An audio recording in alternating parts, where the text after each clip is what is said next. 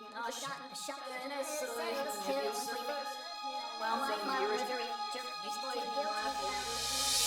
and killed a senator for sleeping with my wife. Jury found me guilty, gave me 30 years to life. Prison-bound, a walker found its way into the road. Swerved and flipped and woke up in a hole. I crawled out of the window, found the officer was dead. Turned into a zombie, so I shot him in the head. Escaped and jumped the fence and made my way inside a home. Inside a drawer I found a radio. Hey there, little girl, tell me where'd your parents go? How did you get by this long, surviving on your own? Well, everything is okay now, come down from your tree. You don't have to be alone now, you can come with me. Hey there, sweet pea, it'll be alright. We're a team, just you and me, together we'll survive. And even when the walking dead are chewing through the walls, I promise I will keep you safe, I promise not to let you fall. And hey there, sweet pea, it'll be alright. We're a team, just you and me, together we'll survive. Whoa. Whoa. Kenny, Katja, Duck and Glenn, Lily, Larry and Doug, Mark and Carly, Chuck and Ben, oh me, Krista, Molly and Vernon. All of them were special, many of them were brave. Most of them were eaten, shot, hacked to bits or ran away. But hey there, sweet pea, it'll be alright. We're a team, just you and me, together we'll survive.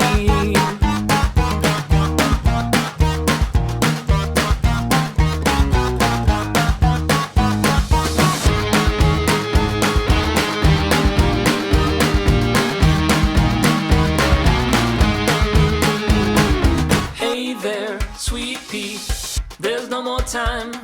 Remember all the things you learned, and I know you'll survive. Be sure to keep your hair cut short and always have a gun. Be wary of the folks you meet and in doubt.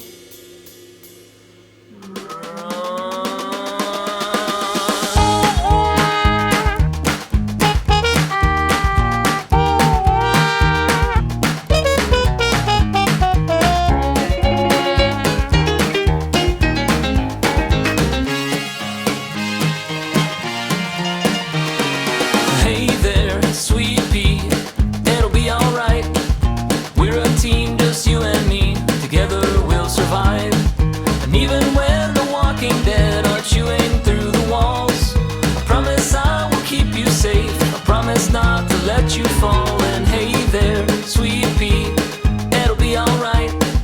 We're a team, just you and me, together we'll survive. Whoa.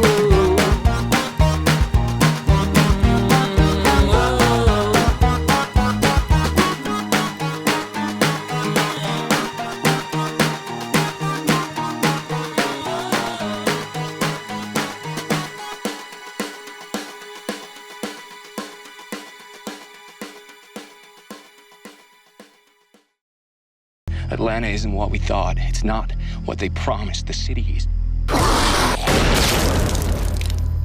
Do not enter the city.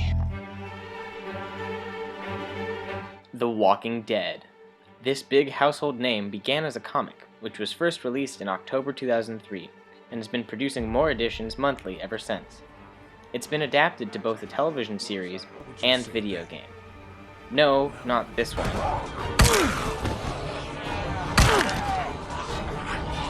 Telltale's The Walking Dead, alongside the original comic, and AMC's television show, are both award-winning and critically acclaimed.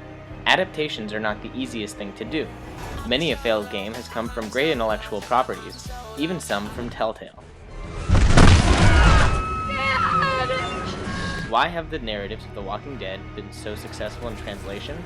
In this video, I plan to break down The Walking Dead universe to its essence, detail the attention to medium within each respective narrative, and compare the comic's narrative form to its adaptations, in hopes of pinpointing why The Walking Dead has been so successfully adapted to both television and video game format.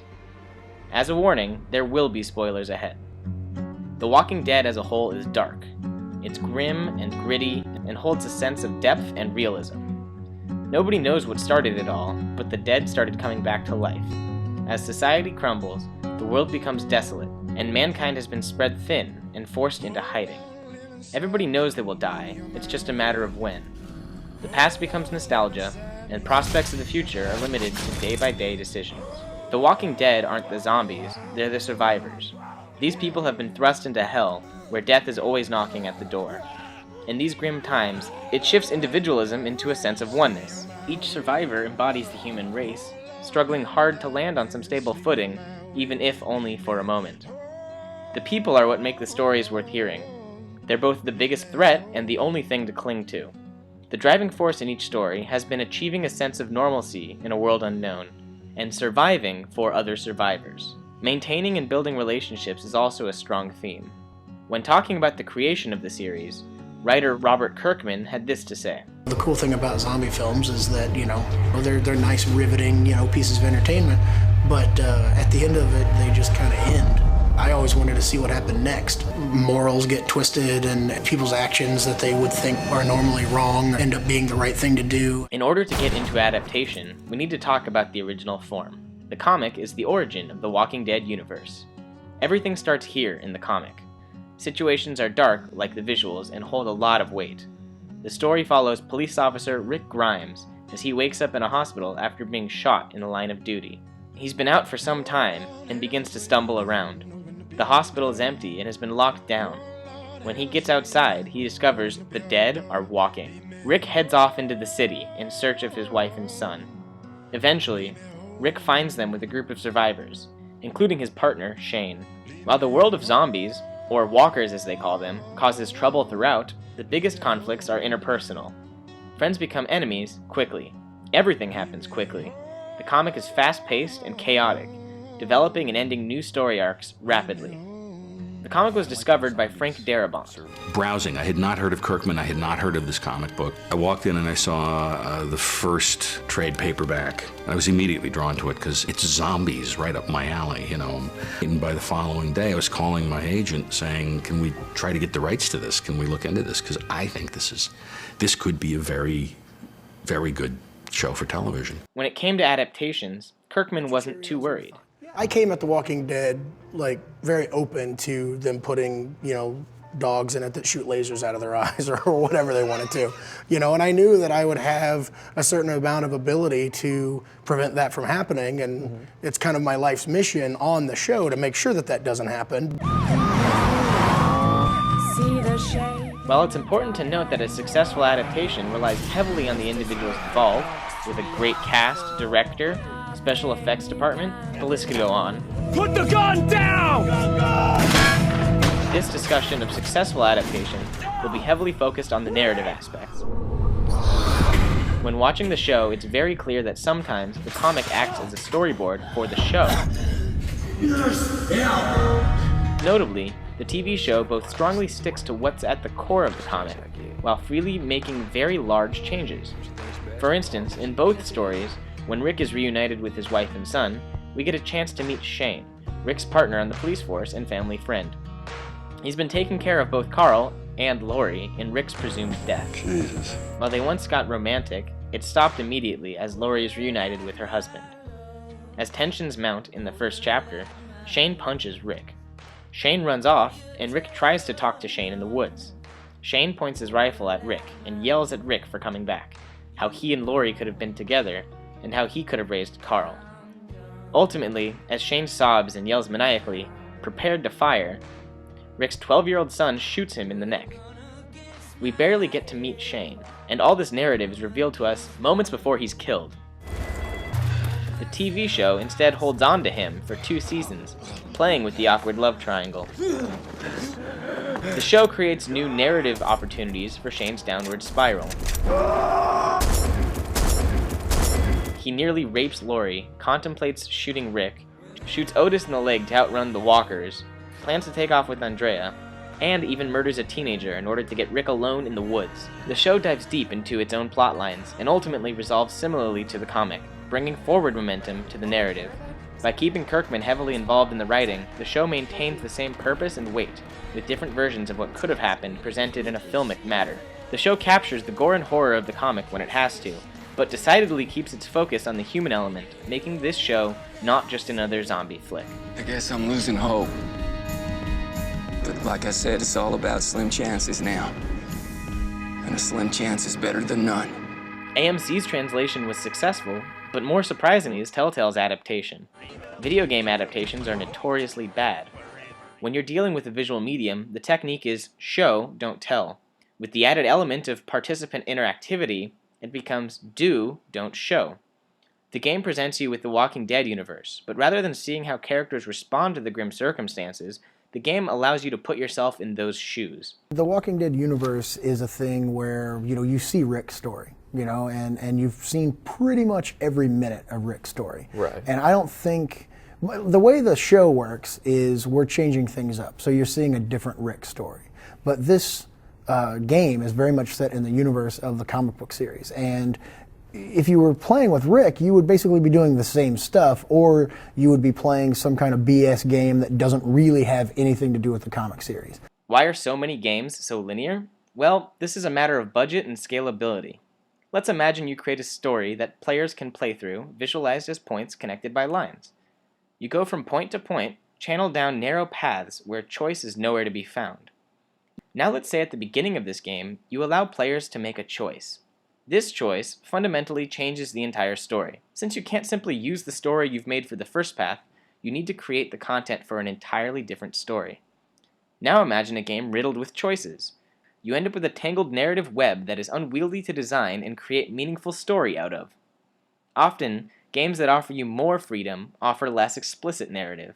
That is to say, writers didn't sit down for hours, generating hundreds and thousands of storylines that you could go through, but rather let you create your own story through implicit narrative. Tangents aside, Telltale actually creates a relatively linear game, where you still feel like you have an impact. The trick here being the illusion of choice. The game is structured around a linear narrative, where choices send you deviating for varying amounts of time. While some of the choices you make change something for a large period of time, others just make some text appear on screen. It's not always obvious which choices are which, and thus the illusion is upheld. Starting the game off, we play as Lee Everett, who's on his way to jail for a murder. Well, I reckon you didn't do it then.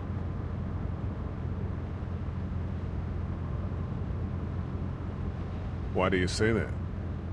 I've driven a bunch of fellas down to this prison. Lord knows how many. Usually it's about now I get the I didn't do it. The conversation is interrupted when the officer crashes the car into a walker on the road, leaving Lee unconscious. Being chased by the Walking Dead, Lee hops over a fence into a nearby yard. After searching through the house for anybody who could help, he hears a voice on a hand radio. Daddy? We're introduced to Clementine, a 9-year-old girl who's waiting in her treehouse for her parents to come home.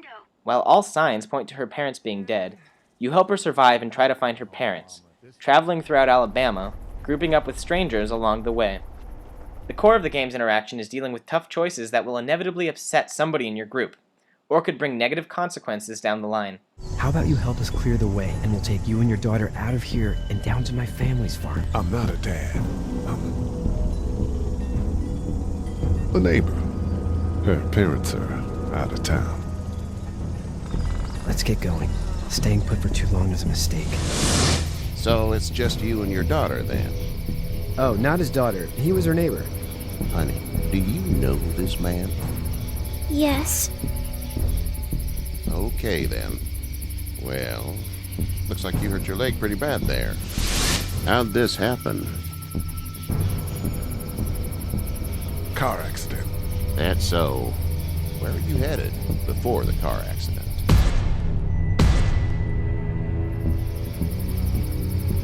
Just out for a drive.